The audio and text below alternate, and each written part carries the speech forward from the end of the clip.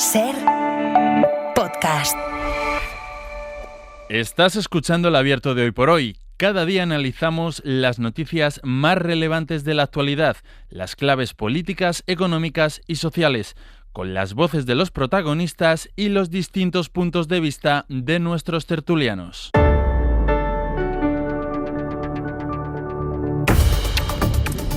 Tiempo para el análisis, tiempo para el abierto en esta mañana de martes que dicen que se pone ya completamente veraniego. De hecho, los que han madrugado y han podido escuchar esta mañana, como con Sastre, hemos hecho los amaneceres ya desde la terraza, porque ya amanece a esa hora a las 6:40 de la mañana aproximadamente, con lo cual ya todo va de cara al verano y la temperatura, ya nos ha dicho nuestro hombre del tiempo, Jordi Carbó, que se va a poner completamente veraniega. José María Lasalle, buenos días. Buenos días. Estaba haciendo tiempo. O sea, estaba a punto de explicarles a los oyentes cosas de mi vida ya, porque estaba haciendo tiempo. Porque sé que no tú seas exagerado. Yo sé que tú llegas ahí No siempre ahí, pero hoy y digo, voy a hacer tiempo. Sí. Hoy has calculado mal. Hoy he calculado. Has calculado un minuto unos mal. segundos por debajo, pero he llegado. Fíjate. José María Lasalle, buenos días. Buenos días. Cristina Monge, buenos Ha sido días. impresionante. No sé si no hay vídeo, pero es que tenían que haber visto los que nos están escuchando como José María estaba entrando prácticamente cuando le decían buenos días, pero al mismo tiempo con una tranquilidad y una calma Bueno, ajena a todo agobio. Pero a mí él nunca me pone nerviosa, porque yo sé que él llega. De hecho, hoy me ha asustado más por ti, que has llegado justo. Como bueno, aquí. justo a -5, o sea, 5 minutos Ya, antes. pero estamos No acostumbrados 5 aquí los segundos. horarios de todo el mundo. Y sé que es puntual por las veces que estoy en Barcelona, aunque no le veo llegar. Joan Subirats, buen día, buenos días. Tal? Buen día. Aquí haciéndome sufrir de buena mañana, para que te des cuenta.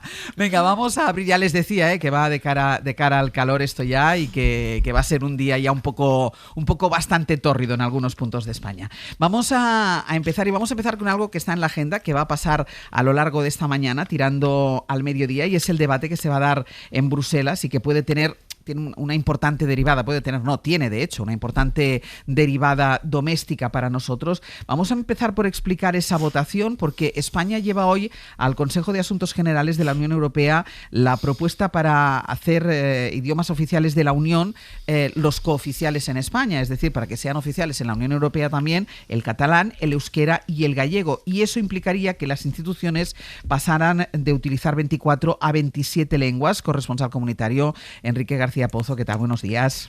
¿Qué tal, Ángels? Buenos días. El gobierno necesita que no haya ningún veto en esa votación, porque con el rechazo de uno de los estados bastaría para tumbar la propuesta. Las posiciones ahora mismo, ¿cómo están? ¿Qué podría pasar? Bueno, resulta difícil, pero no es imposible. Repiten varias fuentes consultadas a esta hora, que admiten que las capitales han ido rebajando su rechazo frontal a una propuesta que, no obstante, sigue generando dudas económicas y jurídicas. En el gobierno se están dejando toda su energía en intentar amarrar unos apoyos que hasta ahora siguen sin estar cerrados. Los contactos se han producido desde hace meses a nivel de capitales en una ofensiva diplomática dirigida directamente por el ministro de Exteriores, José Manuel Álvarez, que ayer mismo se reunía con su homólogo alemán, cuando la postura de Berlín, sostiene una fuente, no es la del rechazo, sino la de pedir más tiempo para analizar las consecuencias. Y esta es la postura de otras capitales: no cerrar la puerta del todo, pero sí pedir algo más de tiempo. Varias fuentes aseguran que Italia, el gobierno de Meloni, sí se opone de forma frontal, pero que no querría convertirse en la única capital que rechace la propuesta del gobierno de España. El ministro Álvarez volvía a mostrarse optimista ayer, preguntado sobre el debate de esta mañana. Yo confío en que todos los Estados miembros de la Unión Europea respeten, comprendan cuál es nuestra identidad nacional, que es plurilingüe. Lo cierto es que España ha hecho mucha pedagogía y ha propuesto una especie de traje a medida para disipar las dudas de las capitales. El gobierno pagaría el coste de la implementación de las lenguas, 132 millones según un informe de la Comisión Europea. Apostaría por su implementación progresiva para disipar las dudas jurídicas, y todo con el argumento de que ya tienen las tres lenguas un reconocimiento institucional pleno en España, una realidad que no tienen otras lenguas cooficiales en otros países, una forma de evitar que esto genere un efecto contagio en otros estados, que es tema de preocupación para varias capitales. El gobierno se mueve en extremis para amarrar los apoyos, también el Partido Popular, aunque en sentido contrario, mantener en el no a los gobiernos de su color político o gobiernos afines, como el caso de Italia. Decías que la votación o que el debate se abre a partir de las 12, que incluso habría la posibilidad de que no llegara a votarse.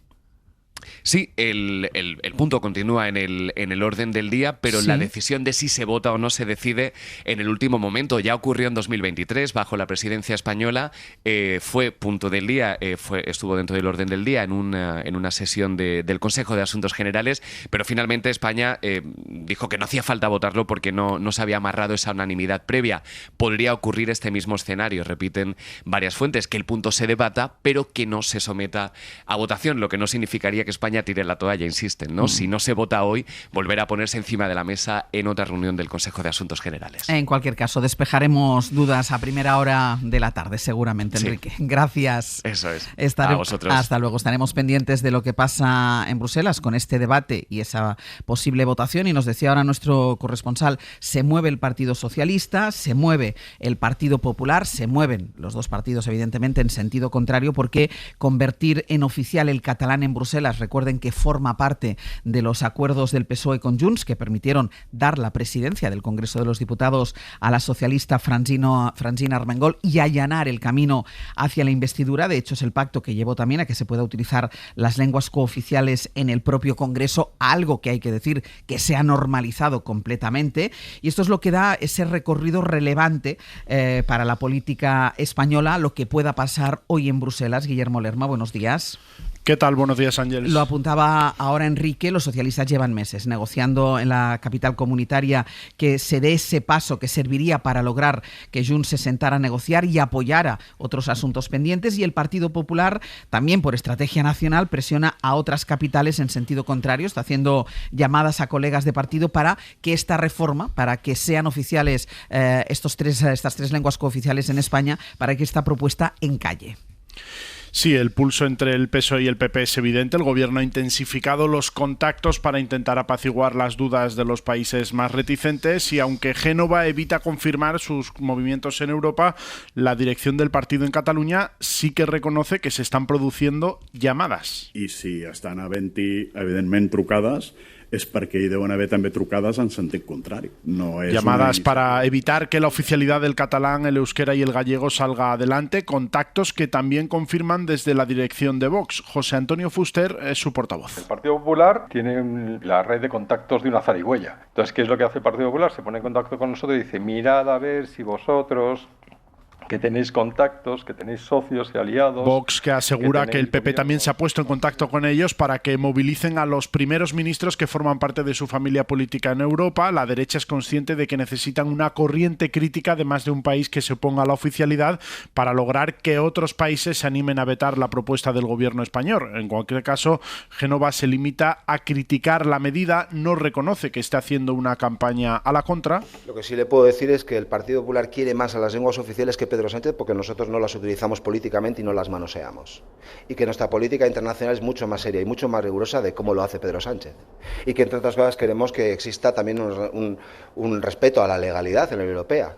Que no se presione. Dice Borja Semper que quien necesita sobre todo la oficialidad de esas lenguas es Pedro Sánchez para su supervivencia política. En el PSOE recuerdan que hace unas semanas, por ejemplo, el Parlamento de Galicia votó una iniciativa para instar al uso del gallego en la Cámara de la Unión. Lo hizo con el apoyo del PP, por eso los socialistas reclaman a Feijóo que no ponga palos en la rueda. Desde el Partido Socialista, claro que sí, apoyamos la entrada de Miguel Ángel Gallardo en la Asamblea de Extremadura porque el compañero... Creo que no es esto lo que queríamos escuchar. Después hablaremos de Miguel Ángel Gallardo, no te preocupes. Decía Esther Peña, este no era el corte que queríamos escuchar, que pedía al PP que no ponga palos en la rueda y que permita... creo que no lo tenemos porque ha sido error mío que he mandado el corte que no era emisión.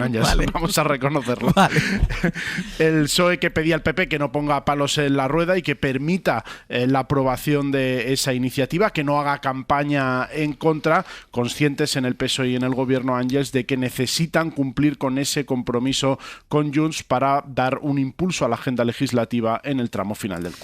Guille, gracias. Hasta luego. Hasta luego. Bueno, en cualquier caso, era una de las exigencias de Junts para garantizar la investidura, que no la estabilidad del gobierno, que no la legislatura entera. Por lo tanto, en el caso de que hoy saliera esa oficialidad del catalán, del gallego y del euskera en Europa, no quiere decir que Junts ya dé por sentada la estabilidad, que no encuentre otro argumento, otro motivo para seguir confrontando para el gobierno, porque aquí la clave sería cuánto importa a Junts la gobernabilidad de España, pero el caso, Joan, es que sí que la pugna y las disputas partidistas y políticas de España se trasladan hoy a Bruselas.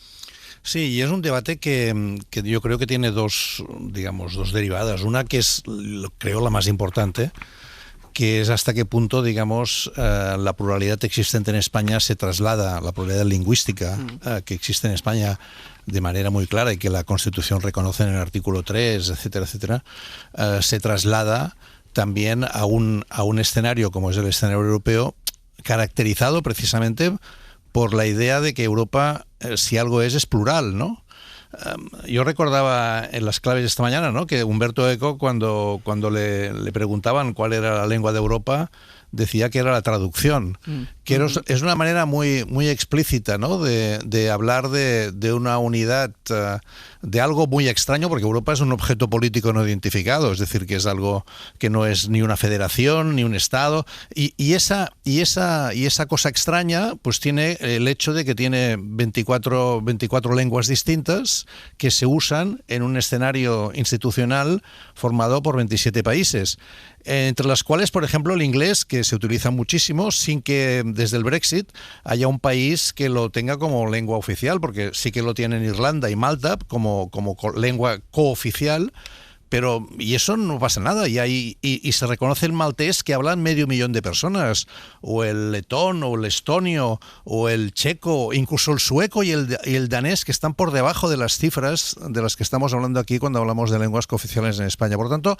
yo creo que ese debate es un debate muy significativo, que tiene que ver cómo entiende el Partido Socialista, el Partido Popular, etcétera, la pluralidad que tenemos en el país y cómo se traslada esto, como se ha hecho en el Congreso de los Diputados, también al ámbito europeo. Y el otro es otro elemento que evidentemente también es importante, pero yo diría que es más táctico, que es qué pasa con los apoyos que permiten que el gobierno de Pedro Sánchez siga adelante en esta legislatura, o digamos que no se cumpla esa promesa a Junts, puede, favorecer la inestabilidad, y en eso el Partido Popular podría ganar para el objetivo central que tiene, que es, que no se alargue esta legislatura y que cuanto antes haya elecciones.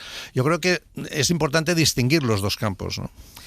Lasalle. Sí, yo comparto el análisis de Joan. Creo que hay que, por un lado, ir a la esencia del debate, que es un debate transnacional, porque afecta al conjunto de la Unión Europea, y de cómo encajas la pluralidad lingüística, habida cuenta de que efectivamente nuestro continente, si se caracteriza por algo, es por su pluralidad y por hacer precisamente de la comunicación cultural de las lenguas un elemento de integración y no de división. Es verdad que eso también se ha sometido a una cierta geopolítica de las lenguas. El caso de Italia es paradigmático, el caso de los países bálticos con respecto de determinadas lenguas minoritarias que son excluidas, como es el caso ruso. En fin, hay una serie de complejidades, o Polonia o la propia Alemania, que tienen singularidades lingüísticas eslavas en cada uno de los territorios. Es verdad que eso ha hecho que en un determinado momento se haya excepcionado y se haya planteado una lógica de un cierto realismo geopolítico en el manejo de las lenguas. Pero Europa se asoma ante una dimensión que tiene que ver con precisamente la libertad y el uso individual, no tanto comunitario, que cada persona tiene de manifestar quién es a través de su propia lengua. Algo que me parece que está en la esencia de la cultura liberal que alimenta los valores ilustrados de Europa, ¿no? Y luego está el otro debate. El debate que hay que reconocer que el Partido Socialista tampoco es ajeno al mismo, porque lo primero, no se ha caracterizado durante muchísimo tiempo por reivindicar, hasta que los acuerdos de gobierno y particularmente el pacto con Junts le ha puesto sobre la mesa como un elemento tóxico que tiene que ver con otras muchísimas cosas, que se relacionan con el uso que el soberanismo catalán ha hecho de la lengua, etcétera, que complejizan todo y que hacen realmente difícil la posibilidad de que afrontemos esto desde la salud mental, que implicaría pensarlo primero y no vernos atrapados por lo segundo. Cristina. Sí, yo creo que el debate de fondo está bien caracterizado, ¿no? Europa es pluralidad, es diversidad, es esa diferencia, ¿no?, entendida desde un punto de vista de riqueza. Incluso lo que se plantea es el reconocimiento de lenguas que cada uno de los estados tuvieran ya como cooficiales en el momento de aprobar su constitución. Por lo tanto, digamos que incluso hay un criterio ahí político de determinar cómo se puede hacer, ¿no? No sabemos si esa pluralidad se va a reflejar en la votación de hoy, pero lo que sí que sabemos que se traslada es la polémica del rifirrafe político español, ¿no? Yo creo que aquí el Partido Popular, por un lado, se agarra a lo que él considera que es esa especie de pecado original de esta legislatura, que es que Pedro Sánchez es presidente del gobierno gracias, entre otros, a los votos de Junts, y que eso ha implicado llegar a una serie de acuerdos, entre otros, uno que tenía que ver con el reconocimiento del catalán en Europa, ¿no? Y eso ya es un pecado original que lo tiñe todo. Por tanto, a partir de ahí... Ya lo contamina. Claro, a partir de ahí ya no hay debate, ¿no? Pero es que lo paradójico del tema es que el propio Partido Popular en la Asamblea de Galicia votaba a favor del reconocimiento del catalán en el ámbito comunitario. Por lo tanto, las contradicciones ya se exacerban hasta un punto que tensa muchísimo la cuerda. Vamos a ver qué pasa hoy en esa votación, porque es un buen termómetro de la capacidad de influencia de cada uno de los actores políticos. Por un lado, el Gobierno de España, que por mucho que sea socialista y hoy en día en Europa ya una mayoría conservadora, es el gobierno de un Estado muy importante de la Unión Europea, frente a los líderes comunitarios que sabemos que tienen un ascendente importante en el Partido Popular Europeo y que a día de hoy son mayoría en el conjunto de la Unión. Entonces, esa correlación de fuerzas, ese pulso, me parece que es muy interesante para determinar los movimientos. También es importante ver que el uso de las lenguas en la Unión Europea tiene, porque a veces la gente puede imaginar que ese nivel de complejidad se traslada a todas y cada una de las reuniones de la Comisión de la Unión Europea. Y no es así. Uh-huh. Es decir, la pluralidad lingüística en su máximo nivel se da solamente en ciertos estatus, ¿no?, en ciertos estratos. Por ejemplo, pues cuando hay una reunión de ministros en la cual, digamos, se permite que todos puedan hablar en su lengua sin ningún problema, y hay un servicio de traducción suficiente como para que esto funcione. Pero en reuniones de comisiones, en otros ámbitos, se utilizan las lenguas habituales de la Unión Europea, que son el inglés, el francés y en menor medida el alemán, pero el inglés y el francés sobre todo, como lenguas, digamos, de trabajo, ¿no? Esto lo digo para intentar evitar que uno imagine que aquello es una especie de torre de Babel, ¿no? Uh-huh. No lo es. Es decir, precisamente, digamos, la idea de la pluralidad es una idea que se quiere asumir como un reto para la Unión Europea, pero al mismo tiempo que no paralice el funcionamiento institucional. Yo creo que esto también es importante entenderlo. Pero yo creo que había también mucha amenaza con la posibilidad de que se hable catalán, castellano, euskera ahora en el Congreso de los Diputados, y claro, se ha normalizado. Totalmente. Es decir, acordémonos de todo el ruido que se hizo, tanto por el gasto económico que suponía como el lío que se iba a producir, y es algo que ya está. O sea, ya se habla, cada uno habla en la lengua que quiera, cooficiales todas del Estado, y no se ha producido ningún problema. De todas formas, a la vuelta de publicidad sí quiero preguntaros por el papel de Junts en esto, porque decíamos, tú hablabas de elemento tóxico, decía, al final es el que contamina el debate, un debate que debía ser un debate lingüístico, poniendo en valor la pluralidad lingüística de este país, que yo creo que es una de las enormes riquezas, y en cambio viene contaminada por la presión que ejerce siempre Junts per Catalunya. Una pausa y vamos con ello.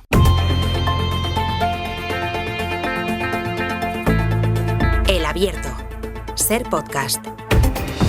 En el Abierto, José María Lasalle, Cristina Monge y Joan Subirats hablábamos del elemento contaminante que supone la exigencia de Junts para la oficialidad del catalán en Europa, una de las exigencias para garantizar su apoyo, en determinadas iniciativas, para empezar por la investidura, pero después el resto de iniciativas que van pasando por el Congreso de los Diputados. Pero es que, claro, Lasalle, decía yo al principio, es que tampoco esto es garantía. Es decir, Junts sabe perfectamente que el gobierno está haciendo todo lo que puede para que el catalán sea oficial en Europa, pero llega un momento momento en el que deja de estar en manos del gobierno esta decisión. Es una votación europea con países que pueden o no pueden oponerse. Es decir, y si en el caso de que saliera hoy bien para los intereses de Junts per Catalunya, bueno, encontraría otro argumento para dificultar la estabilidad. Bueno, es que el rol que ha decidido jugar Junts es, por un lado, el de la permanente presión política sobre el gobierno de coalición y, por otro lado, el manejo de una toxicidad política que se viene haciendo repetida y constante en la historia política de nuestro país de los últimos años para acá, ¿no? Y ya nos hemos acostumbrado a que esto forme parte un poco del folclore táctico de la política parlamentaria y de todo lo que acompaña esta, ¿no? Eso distorsiona mucho porque hace imprevisible la política, que ya de por sí está manejada por rasgos de incertidumbre, pero que además con un perfil como el de Junts complejiza aún más. Lo cual, bueno, puede parecer una contradicción in terminis, pero es la propia naturaleza de la figura política que estamos analizando, ¿no? ¿Cuándo esto desaparecerá? Pues no lo sé. Pero es evidente que cuando eso suceda, que en algún momento, para normalizar también la política en Cataluña, Junts debería interiorizar que esta manera de aproximarse a la realidad es inviable en términos, en mi opinión, estratégicos, quizá tácticos no, pero estratégicos no, sobre todo cuando hay una parte de la sociedad catalana conservadora, catalanista en su sentido más clásico, que se siente huérfana porque no está encontrando la representación adecuada en lo que encarna Junts, que evidentemente hay un elemento simbólico de proximidad, pero que en el sentido más del seny català produce una cierta turbación cotidiana en la que no se representa, ¿no? En fin, estas son las cosas de la legislatura, que está marcada por pecados originales que va a ser difícil eludir hasta que no termine. Cristina. Sí, lo que pasa es que esos pecados originales luego se vuelven también en contra, efectivamente, en este caso de Junts, que está en una posición que por un lado tiene esa orfandad, ha dejado huérfanos a ese electorado que se refería a José María del Salle, y por otro lado cada vez avanza postulados más de la ultraderecha, sobre todo en el tema migratorio, ¿no? Intentando taponar esa vía de fuga de votantes que pueden estar yéndose hacia Alianza Catalana en cuestiones, insisto, muy, muy, muy delicadas, como es el tema de la gestión de la migración. Entonces yo creo que en estos momentos se encuentran en un periodo de travesía por el desierto absolutamente, o sea, obligados a reinventarse y probablemente a ver cómo lo hacen para ser capaces de atender a todos sus electorados a la vez, que es muy complicado porque se junta la cuestión de ámbito cultural, reivindicatorio y nacionalista, por otro lado el eje izquierda-derecha, pero es que además eso se junta con una pulsión muy importante de la ultraderecha, insisto, con un tema tan delicado como el migratorio, que además si lo mezclas con las cuestiones nacionalistas identitarias, de ahí puede salir una bomba de relojería.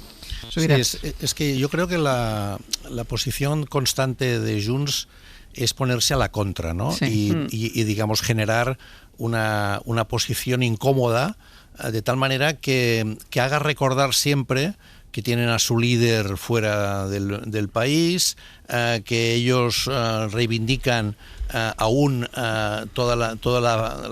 digamos, lo que fue el proceso y siguen, digamos, sin entender, sin asumir que hay un proceso de, digamos, entre comillas, de normalización en la situación política catalana que ellos no quieren asumir. Fijémonos, por ejemplo, en el tema de la lengua, ¿no? Ellos reivindican que en Europa ponen como condición para mantener su apoyo al gobierno de coalición que se produzca lo que estamos discutiendo, que es la votación hoy, etcétera, etcétera. Pero por otro lado, en Cataluña hay un pacto por la lengua que agrupa a todos los partidos, digamos, del eje desde el centro hasta la izquierda, con la exclusión de Vox y tal, y ellos se niegan a participar porque lo encuentran excesivamente blando, pero simplemente, yo creo, por el hecho de no querer plegarse, sí. Es decir, de constantemente estar en una posición que entienda que esto no es normal, que lo que ocurre no es normal y que por lo tanto ellos son el reflejo de la no normalidad constante, ¿no? Yo creo que esa es una posición que hace que incluso hoy podamos hablar de una cierta contradicción en lo que reclaman en Europa y lo que practican en casa. Lo que practican en Cataluña, ¿no? Sí. O sea, vamos a hacer una pausa y a la vuelta seguimos con el análisis.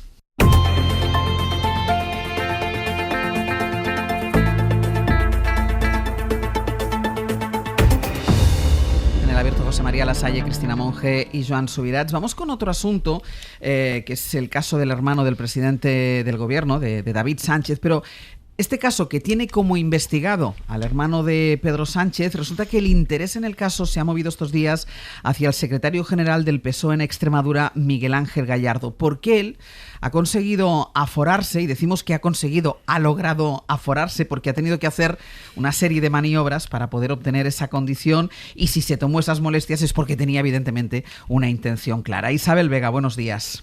Hola, buenos días. La intención de Gallardo lo que pretende es que la causa pase al Tribunal Superior de Extremadura, pero la jueza que investiga el caso ha dejado claro que va a seguir estrictamente los pasos, y lo que primero tiene que hacer la jueza es certificar, es tener las pruebas de que Gallardo es aforado. Eso es, buenos días. Sabéis que en el ámbito judicial todo sigue un proceso y este es el que toca ahora. Pues recordaréis que la semana pasada, cuando la juez dictó el auto que sentaba en el banquillo a Gallardo y a las otras 10 personas, no tenía constancia oficial de que él 20 horas antes hubiera retirado su acta de diputado. Bueno, pues la defensa de Gallardo lo comunicó al juzgado y tras recibir ese escrito pidiendo a la juez específicamente que eleve la causa al Tribunal Superior de Justicia de Extremadura, la juez ha dicho, bueno, paso a paso, y ha pedido 2 documentos. Por un lado, quiere que el letrado mayor de la Asamblea de Extremadura, que es el órgano competente, certifique la fecha desde la que es diputado Gallardo, y por otro lado, quiere que la Junta Electoral le aporte el expediente por el que Gallardo ha accedido a ese escaño tras la renuncia de una diputada socialista, una diputada de su grupo. Y con todo eso, dice en una providencia que conocimos ayer, pues ya estaría en disposición de elevar el caso entero ante el Tribunal Superior de Justicia, que es el competente ahora que Gallardo ha conseguido ese aforamiento. ¿Pasaría al Tribunal Superior de Justicia todo el caso? ¿No se partiría el caso? Eso es, las defensas a las que hemos ido consultando dan por hecho que lo que viajaría sería la causa entera y luego allí ya los magistrados decidirían si hacen alguna partición. Hombre, la previsión es que vaya todo junto porque los hechos están muy relacionados, pero es verdad que hay 2 bloques.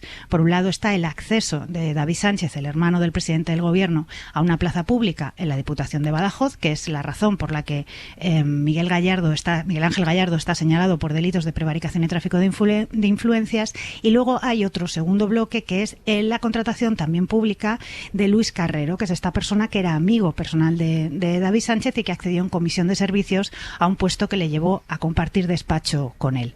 La previsión es que viaje la causa entera y luego allí los magistrados analicen qué hacer.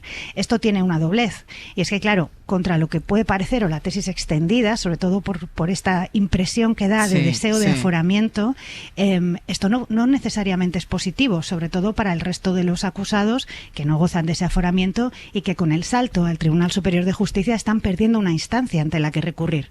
Si a ti te juzga la Audiencia Provincial, luego recurres ante la Audiencia Provincial, si no te da la razón, escalas al Tribunal Superior de Justicia. Aquí están empezando desde ahí, están perdiendo los 2 pasos anteriores. Para el hermano de Pedro Sánchez, para David Sánchez, no es beneficioso que vaya al Tribunal Superior de Justicia de Extremadura.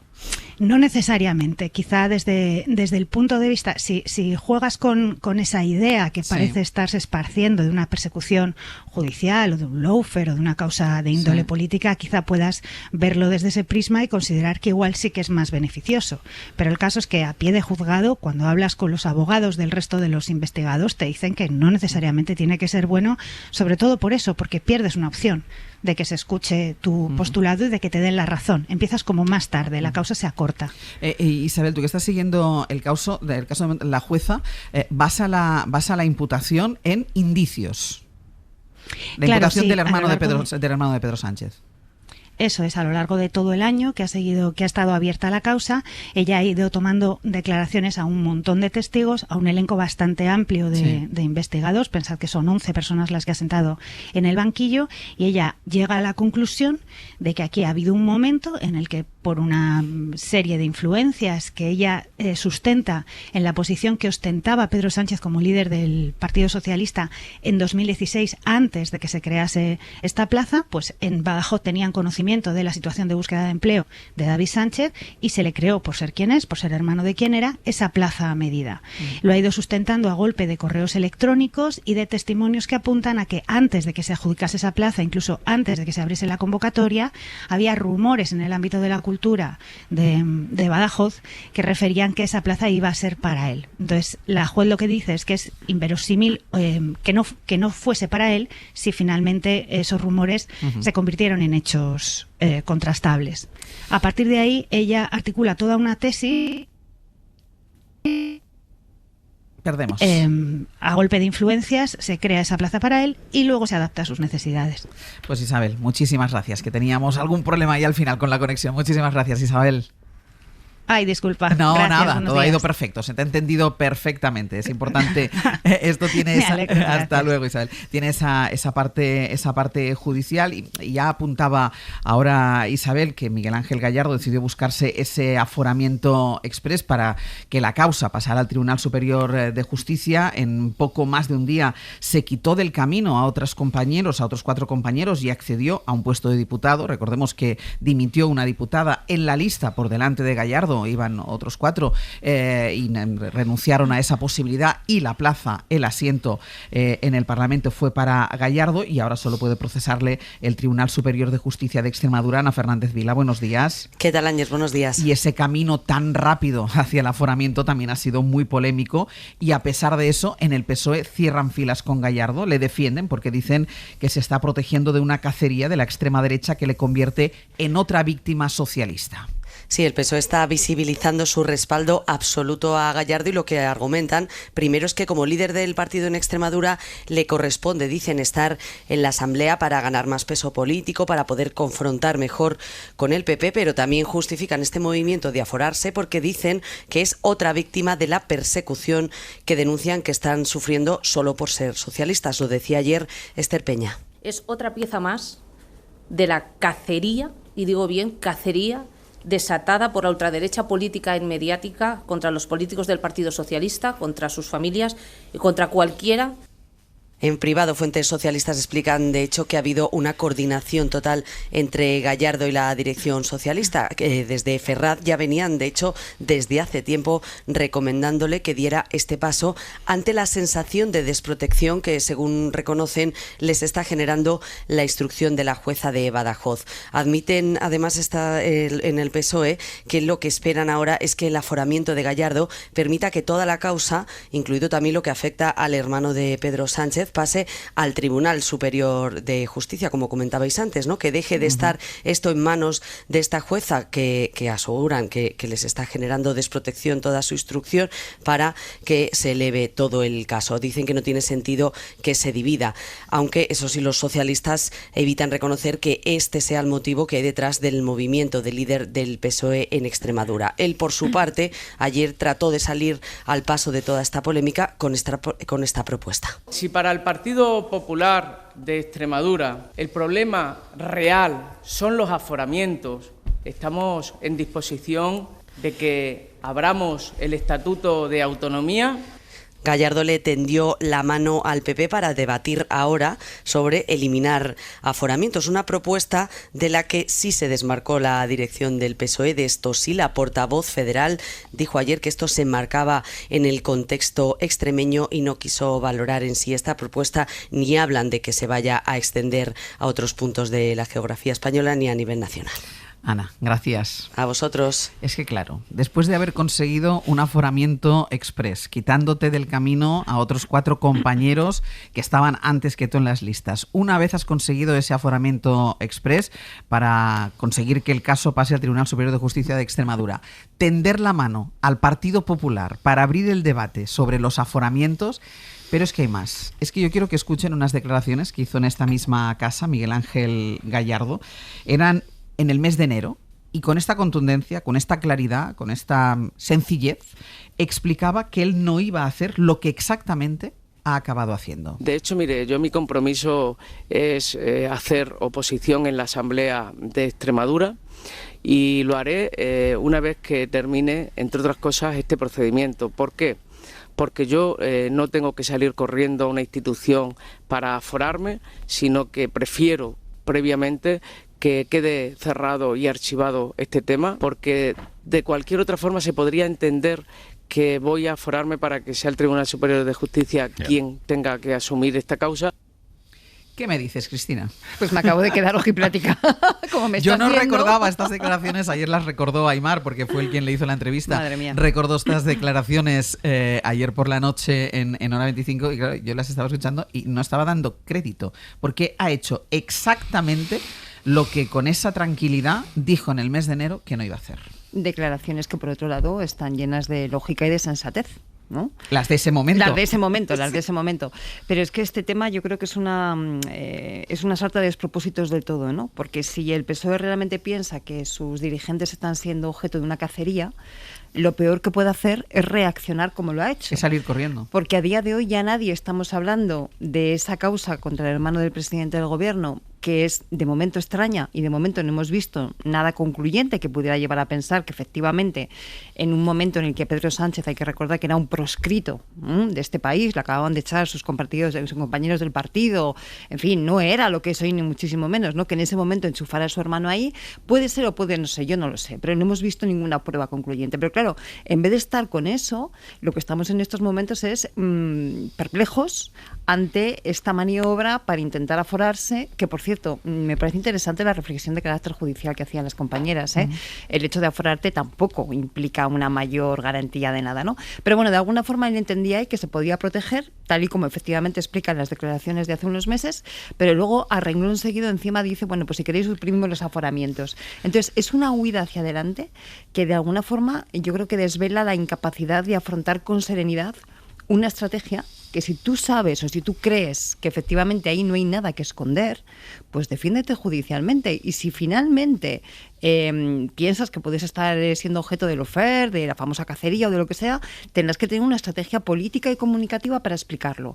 Pero este tipo de maniobras yo creo que lo que hacen es echar una cortina de humo contra la cuestión de fondo, que es la importante, y al mismo tiempo se convierte en un boomerang que se te vuelve en contra radicalmente. Dejadme que antes de continuar con el análisis hago una pausa y seguimos con este asunto.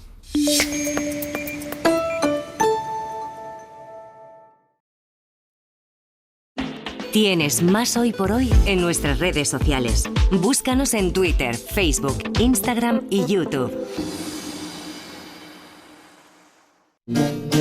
Miss Experiencia con Chema Rodríguez. Pepa, Tata Pepa, que sigas por muchos años animando al Cádiz. Digo. Un beso bien grande. Mira, me dice una cosa, yo voy a estar con el que se murió, que voy a dar por culo hasta última hora. Pues oye, no, pero es que me parece muy bien. Martes en Hoy por Hoy con Ángeles Barceló. Cadena SER. Tu afición no termina cuando acaba el partido. Pues un milímetro que estás adelantado es fuera de juego. Quien no quiere ver es imposible ver nada. La pasión nunca duerme. Estamos todos, Romero, Gallego, Talavera, Pulido. De lunes a viernes a las 11:30 de la noche, El Larguero, con Manu Carreño. Cadena SER. 100 palabras bastan para crear todo un universo. Relatos en cadena. Le habían utilizado los frenos a la vida y le habían crecido alas. Lo supo mientras escuchaba a Serrat un domingo de lluvia, plancha y partidos de fútbol. Tú no eres como las demás, cantaba. Tú eres distinta. Y supo que se lo decía a ella. No eres como las demás. Se acabaron las vacaciones en el pueblo, las compras en rebajas, las ambiciones cortas y el dinero justo. Se quitó el delantal, tiró los guantes al aire y sacudió al viento sus cabellos desteñidos. La ensoñación duró lo que tardó en marcar el equipo de su marido. Esa noche saldrían a cenar un bocadillo de calamares. Relatos en cadena. Grandes historias en formato micro. La Ventana con Carlas Francino. Cadena SER. Cadena SER. El poder de la conversación.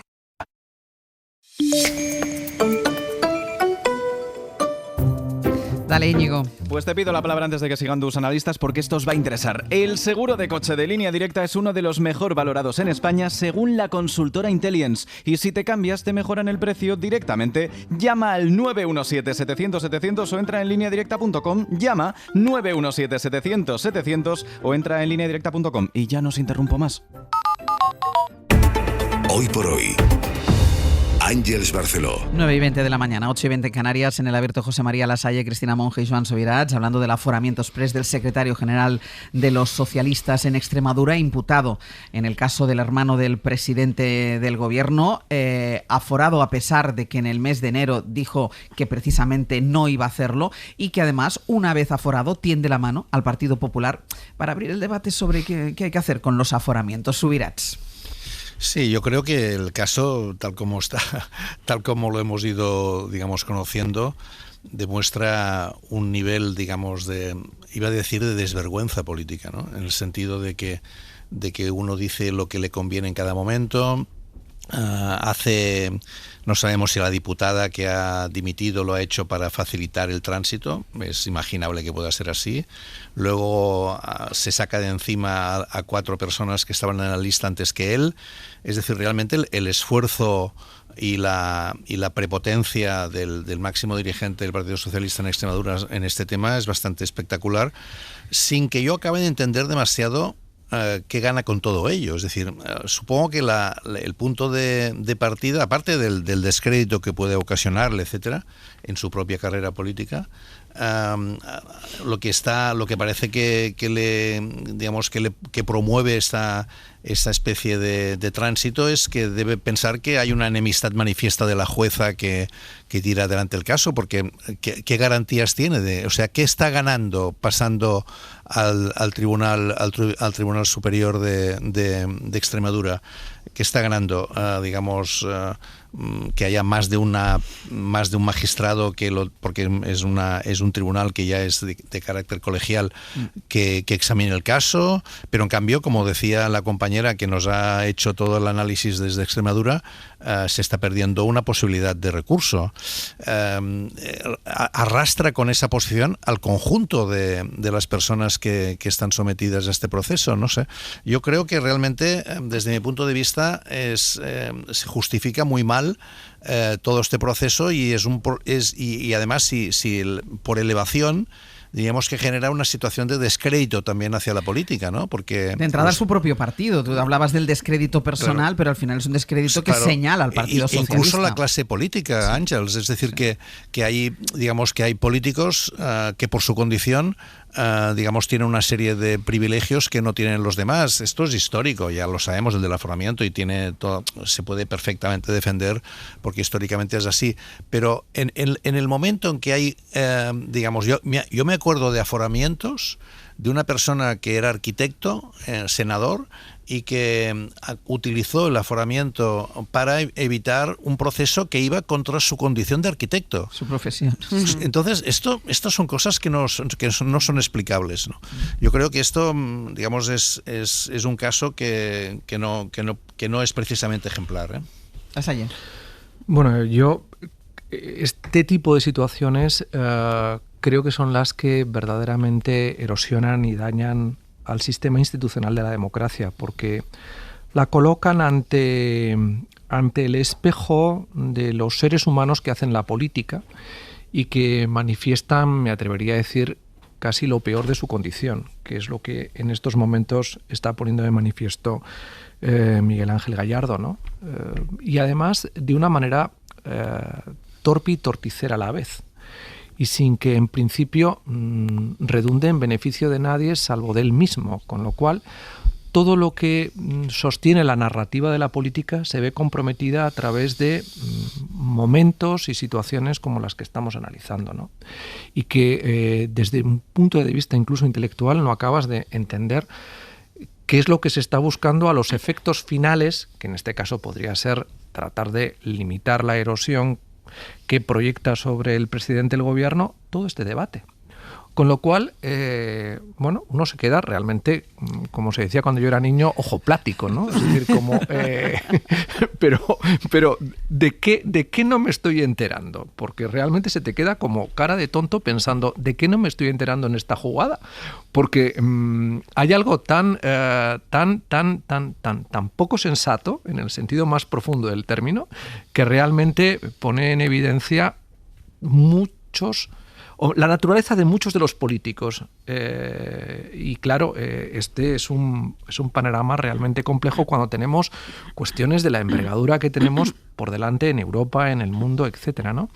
En fin, no sé, iremos viendo cómo evoluciona el asunto y a lo mejor al hilo de eso descubriremos algo que misteriosamente, como algo cabalístico, se esconde detrás de esto, ¿no? Porque hay algo realmente que debería hacérselo ver el interesado y todos los que alrededor están haciendo posible que este tipo de iniciativa se produzca. Porque, a ver, por mucha fuerza, y Joan señalaba, que políticamente tenga Gallardo dentro de Badajoz, es evidente que mover tantas voluntades para conseguir esto no es fácil. También entendiendo cómo funciona la política local. Claro. Es decir, estamos involucrando a 5 personas a las que les tienes que dar una explicación de por qué tienen que sacrificarse por él, ¿no?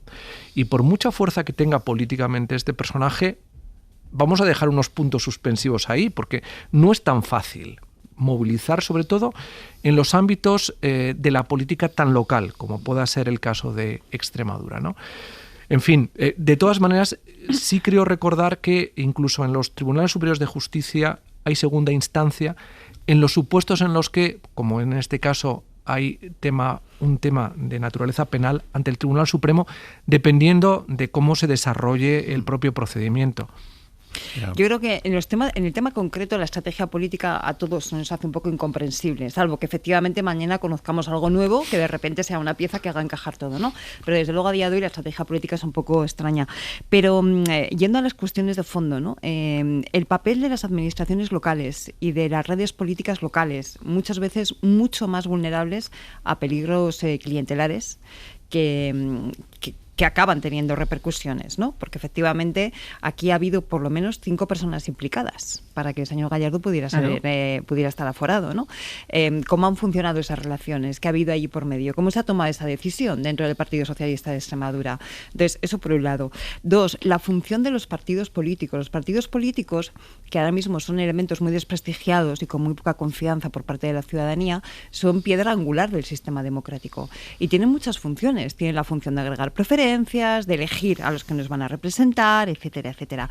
Si esos partidos fallan en sus dinámicas internas, realmente la erosión de la percepción pública se extiende a todo el sistema democrático, ¿no? Y en tercer lugar, figuras como pueden ser los aforamientos o la inmunidad parlamentaria, ¿no? Son figuras que, comentaba antes Subirás, ¿no? Están perfectamente justificadas desde el punto de vista de las garantías que debe tener un representante público, pero conviene acotarlas. Y conviene acotarlas porque no dejan de ser ciertos privilegios que, insisto, están justificados desde el punto de vista de la lógica representativa y democrática, pero que necesitan ser bien perimetradas para que no den lugar a abusos, ¿no? o a interpretaciones excesivamente laxas por ser elegantes. Entonces, este es un tema que efectivamente, más allá de la estrategia política, que nos puede parecer incomprensible, a mí desde luego me lo parece, pero que luego da para mucho acerca de analizar cuáles son esas disfunciones democráticas que están debajo de ese fenómeno que luego todos nos llevamos las manos a la cabeza hablando de la desconfianza institucional, la desconfianza de la ciudadanía en la democracia, etcétera, etcétera. Y después hay otra cosa, porque el Partido Socialista cierra filas en torno a Miguel Ángel Gallardo, habla de cacería política. Bueno, tendrá sus razones, hay algunos casos que están más sustentados, otros que no están sustentados, es decir, vale, pues ellos pueden interpretar que hay una cacería política. Pero claro, la pregunta que yo hago es, ¿quién está diseñando la estrategia del partido, no del partido en Extremadura, sino del Partido Socialista, ante lo que consideran una cacería? Porque es evidente que lo que ha pasado en Extremadura les hace más daño por esa sensación de que algo están escondiendo, de que algo pasa, de que quieren salir corriendo.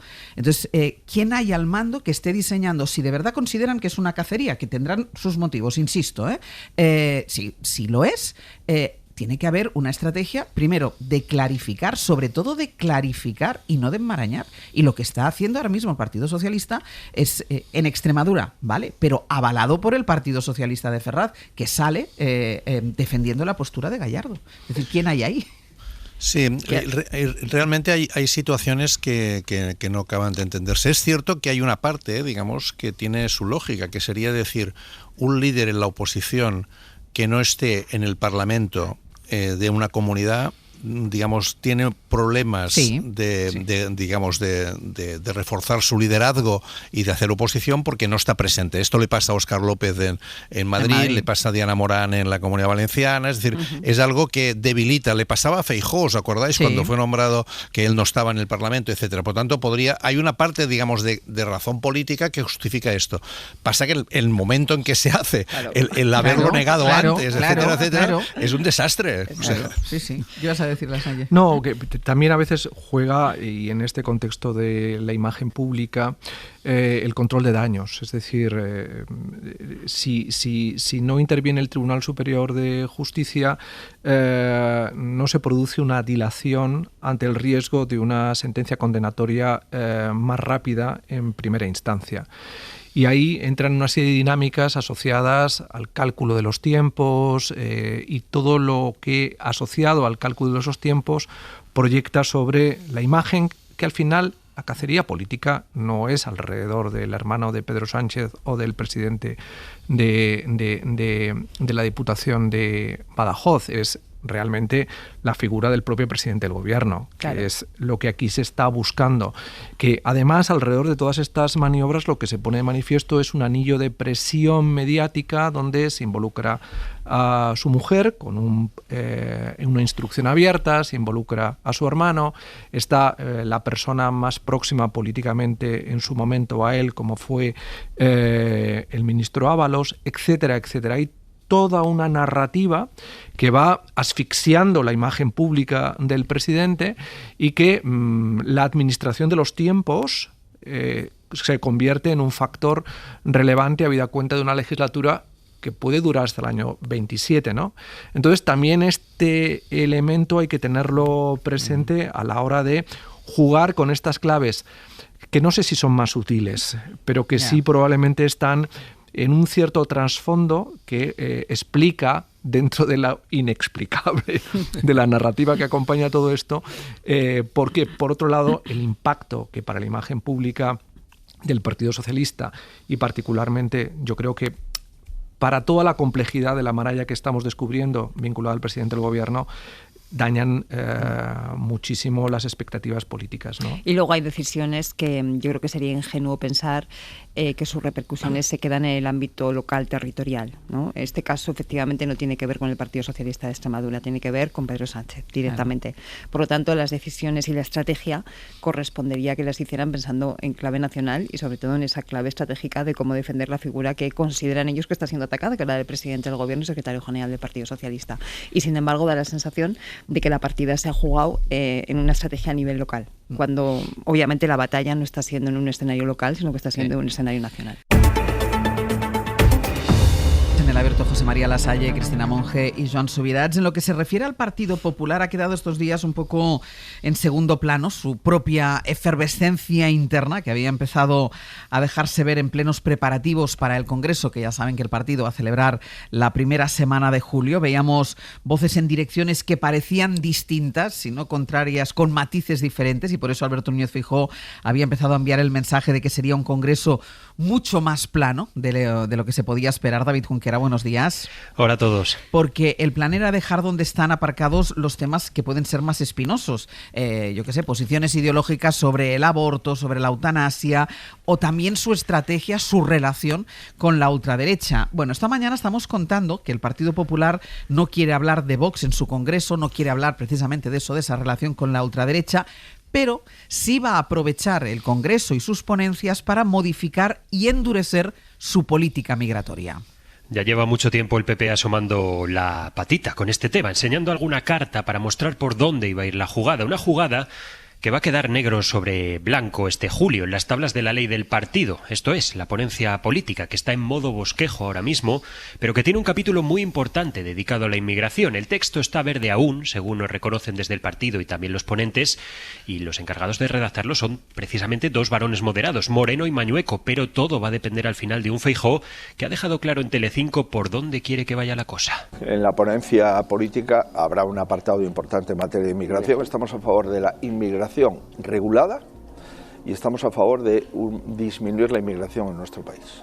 Disminuir la inmigración, así en general, y para lograrlo el PP prevé abonarse al modelo Meloni, en las últimas tesis aprobadas por los populares europeos también, derivar a terceros países a solicitantes de asilo e irregulares y ser duros con los que ya han entrado en España y quieren quedarse. Hemos de ver primero si tienen contrato de trabajo, segundo, si no tienen ningún tipo de antecedente penal y tercero, si cumplen los requisitos y los valores que se le exigen a cualquier español, como usted o como a mí, para... Requisitos y valores, así en general también. En eso subyace un análisis electoral. Creen en Génova que a Santiago Abascal se le están agotando las fuentes del maná demoscópico, la del estamento militar por su cercanía a Putin, la del campo por su cercanía a Trump, y quieren ahora cegarle la de la inmigración, pagando para ello el precio de comprarle a Vox muchos de los ingredientes de su recetario. Junquera, gracias. A vosotros. José María, parece que no va a aclarar en este Congreso el Partido Popular la relación que quiere mantener con la ultraderecha, no la que mantiene, que esa ya la sabemos,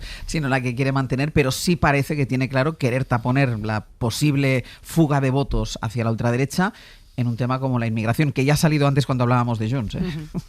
Bueno, pero lo tiene fácil en el sentido de que lo que tiene que marcar una línea roja es claramente los discursos en los que la xenofobia está explícita y manifiesta, que es algo que desgraciadamente pone sobre la mesa constantemente Vox, ¿no? Y que es una seña de identidad con la que quiere establecer una línea de comunicación narrativa con lo que los partidos de extrema derecha en toda Europa están planteando, ¿no? En Francia, en Alemania, en Austria.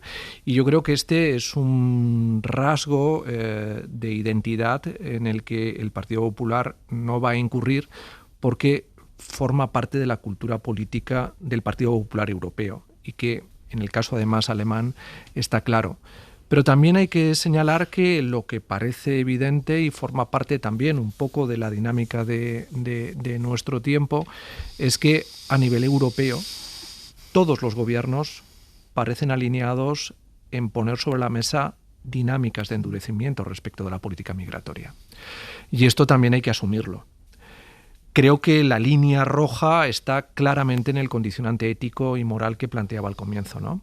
No se puede rebasar una expresión de xenofobia que convierta a los migrantes en criaturas despreciables, delictivas, etcétera, porque eso supone contrariar abiertamente los fundamentos de la cultura europea. Pero es verdad que desde el punto de vista de la geopolítica y de un cierto realismo, el valor de la seguridad asociado a estos aspectos está en la agenda que en estos momentos se está debatiendo y que protagoniza Francia, que protagoniza Alemania y que protagoniza Italia de otra manera, pero que alemanes y el actual canciller Merz ha llegado al gobierno sobre un pacto con el Partido Socialista en el que esta cuestión ha estado sobre la mesa, con algo que no difiere mucho de lo que está planteando precisamente Feijóo al hilo del comentario que le hemos escuchado, ¿no? Es curioso porque según nos contáis los medios de comunicación, en esa ponencia del Congreso se va a obviar la decisión fundamental y estratégica de la derecha, y es qué relación tiene con la ultraderecha, ¿no? ¿Qué relación quiere tener? Sí. Vale, se va a obviar formalmente, pero por la vía de los hechos no. Porque el asunto migratorio es uno de los asuntos fundamentales de la política de la ultraderecha. Y no hace falta que la ultraderecha gane unas elecciones o llegue a una presidencia del gobierno para hacer valer sus ideas. Si se la compra a la derecha no ultra, ya está ganando, en el sentido de que ya está haciendo realidad ese planteamiento ideológico que tiene. A mí hay dos elementos que me preocupan mucho de lo que acabamos de escuchar de Feijóo, ¿no?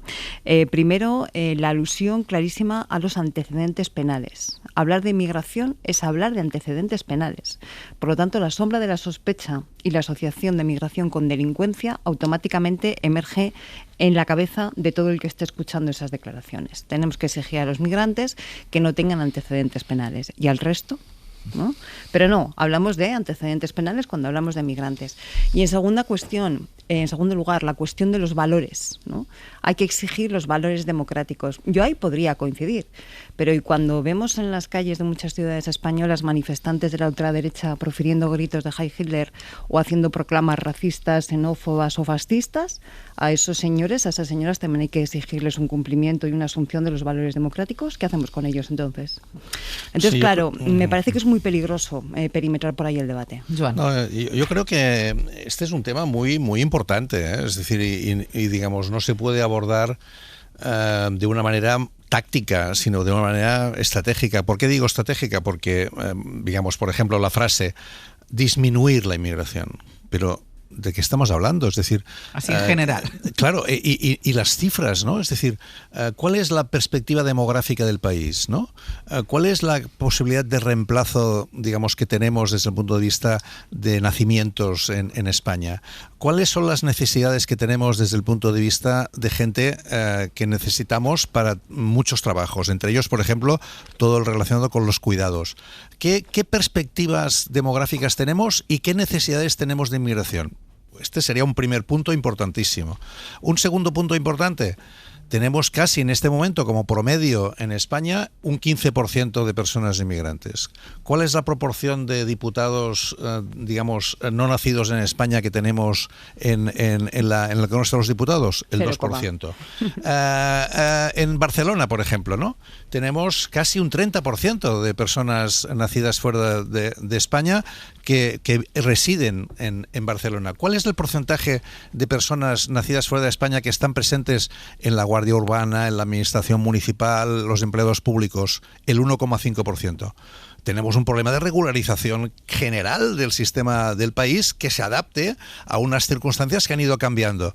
Y en vez de esto, estamos diciendo, ¿no?, que lo que tenemos que hacer es disminuir la inmigración, cuando ya me dirán cómo se relaciona una cosa con la otra, y se está hablando de integrarse de valores, de antecedentes penales. Bueno, pues discutamos en serio qué tipo de sociedad vamos a construir, porque realmente la que ya tenemos, digamos, tendría que normalizarse, ¿no? Lo cual no quiere decir que no podamos discutir de lo que decía José María, ¿no? De cuál es la lógica europea y cuáles son los límites, digamos, de lo que entendemos como principios que han fundado Europa, ¿no? Y ahí pues podríamos discutir sobre si existe o no la identidad europea, qué valores hay, desde Václav Havel hasta Umberto Eco podríamos discutir de todo esto. Pero lo que no podemos es, digamos, pasar por encima de este tema como si fuera un problema táctico, como si fuera un problema de decir, bueno, pues ahora en el Congreso vamos a cambiar un poco el rollo porque a ver un poco qué pasa con Vox y si como hace Junts en Cataluña con Alianza Catalana. Es decir, no estamos discutiendo de verdad los temas de fondo del debate sobre la composición social de nuestro país y sobre el futuro y las perspectivas. Lo estamos todo reduciendo a un problema táctico de corto plazo y de qué gano yo en las próximas elecciones diciendo una cosa o la otra. Para mí me parece penoso. ¿Ibas a decir algo, Lasaña? No, lo que pasa es que desgraciadamente hay un problema táctico en el conjunto de Europa y es el impacto que está teniendo la experiencia colectiva de la migración sobre las propias sociedades europeas y que está precipitando precisamente el auge de los populismos y el desarrollo de una serie de discursos xenófobos que requieren ser atajados con una cierta lógica pragmática, porque si no nos encontramos con que a corto y medio plazo el sistema europeo puede colapsar en el sentido institucional del término por la proliferación de partidos de extrema derecha. Y ahí hay que encontrar el punto de equilibrio, que ha sido uno de los debates más interesantes a los que se ha visto sometida la CDU en Alemania, de la mano del canciller Merz, de cómo al mismo tiempo que se despliega un cierto pragmatismo en la lógica de la gestión de los flujos migratorios, especialmente con respecto a lo que sucedió en la época de la canciller Merkel, debe de alguna manera proyectarse en evitar la objetualización brutal del migrante evitar evidentemente la lógica xenófoba que cuestiona su propia naturaleza personal en el sentido cívico del término. Y esos son los debates en los que deberíamos ser capaces de incidir, comprendiendo que nunca como hasta ahora deberíamos también jugar, y a lo mejor estoy siendo abogado del diablo, ¿no?, con un cierto refugio pragmático si queremos que lo que ahora mismo definimos como Europa pueda ser viable por las presiones políticas internas que estamos viviendo.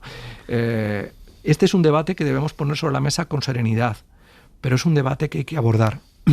Y desde luego estoy totalmente de acuerdo, Joan, que hablar de disminuir, poner sobre la mesa la conexión antecedentes penales, migrantes, es lo más equivocado del debate que yo estoy planteando. Sí, pero que hay que abordarlo, ¿eh? Claro, pero hay que abordar el fenómeno de la migración como lo que es, como un fenómeno, por supuesto complejo como todos, tan antiguo como el propio ser humano, por supuesto, que nos enfrenta a un montón de contradicciones. No escuché a los líderes del Partido Popular, afortunadamente, poner problemas para acoger refugiados ucranianos. No los escuché, afortunadamente, ¿no? Sin embargo, vemos que la actitud es diferente cuando las personas proceden de países del norte de África o tienen un color de piel un poquito más oscuro, ¿no? Entonces, hay que enfrentar todas esas contradicciones. Eso quiere decir que un fenómeno como la migración, si no se gestiona bien, yo insisto mucho siempre en esto, si no se gestiona bien en algunos territorios, ¿puede generar conflictos? Por supuesto, lo estamos viendo. Pero entonces abordemos cuáles son las deficiencias de la gestión de la migración y qué ocurre en esos territorios y con esas sociedades para que estallen esos conflictos. Y nos encontraremos generalmente racismo, nos encontraremos pobreza, nos encontraremos desigualdad, nos encontraremos miseria, condiciones de vida infrahumanas. Y entonces podremos gestionar ese conflicto que ha surgido allí. Pero eso implica mirar la migración, yo creo que efectivamente como un fenómeno, no como un problema. Efectivamente reconocer que si no se gestiona bien puede llegar a generar problemas, y vamos a ver por dónde surgen esos problemas y cuáles son los motivos de fondo para ponerle frente y tapar así una vía de agua por la que se está colando la otra derecha. Dos cosas antes de terminar este abierto. Una tiene que ver con el tema con el que abríamos, con ese debate y esa votación para el reconocimiento de las lenguas cooficiales aquí en España como oficiales en Europa, el catalán, el euskera y el gallego, porque ya sabemos, corresponsal comunitario Enrique García Pozola de nuevo, ¿qué tal? Ya sabemos que como mínimo hay un país que se opone. Sí, están entrando a esta hora los ministros o secretarios de Estado para Asuntos Europeos a este Consejo, y el ministro de Finlandia acaba de decir que Finlandia está en contra, que el debate no está maduro. Ha mostrado sus preocupaciones jurídicas sobre la implementación de las lenguas, sobre la propuesta del gobierno español, e incluso acaba de decir que espera que no se llegue a votar esta mañana. Además, también la secretaria de Estado de Croacia acaba de posicionarse, dice que todavía se tiene que leer la letra pequeña. We will have the possibility to learn a little bit more details about legal and financial implications on the matter. Pide más detalles sobre las implicaciones jurídicas, legales o políticas. Veremos, Ángels, cómo se desarrolla este debate que empieza en unos minutos, aunque este punto no se debate hasta las 12. Fuentes conocedoras de la negociación insisten en que lo relevante hasta ahora es cómo plantea el debate la presidencia polaca o la toma de posición de grandes como Alemania o Italia. Pues de momento conocemos que Finlandia se opone, el tema no está maduro, dice todavía. Gracias, Enrique. A vosotros. Y una última cosa, Pablo Morán, ¿qué tal? Muy buenos días. Hola, Ángels, para buenos actualizar días. La situación en Gaza, primero con esa amenaza de un ataque sin precedentes hecha por Netanyahu, y después porque los ministros más ultras se niegan a cualquier pausa. Bueno, y con un lunes, el de ayer, que fue en el que esa retórica de esos ministros ultranacionalistas y ese furor judío se desató durante la llamada Marcha de las Banderas, con la que los israelíes conmemoran la conquista de Jerusalén.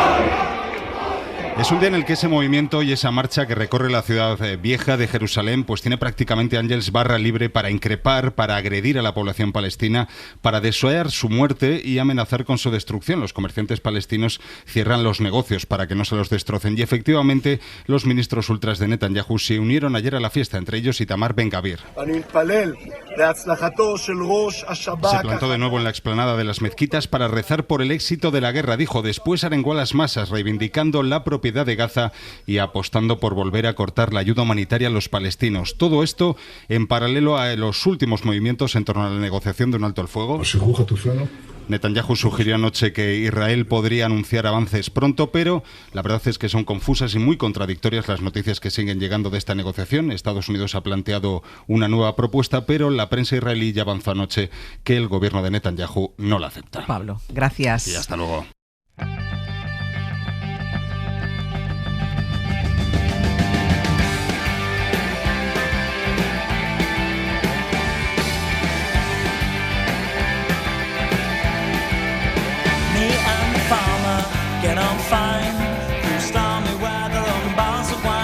Pues vamos a ir terminando el abierto. Sergio Castro, Pepe Rubio, buenos días. ¿Qué tal? Buenos días. Vuestro turno ahora. Vale, pues a partir de las 10 con Aitana Castaño y Nacho Carretero, un nuevo episodio de Comando Norte. Vamos a hablar de las macrogranjas en España.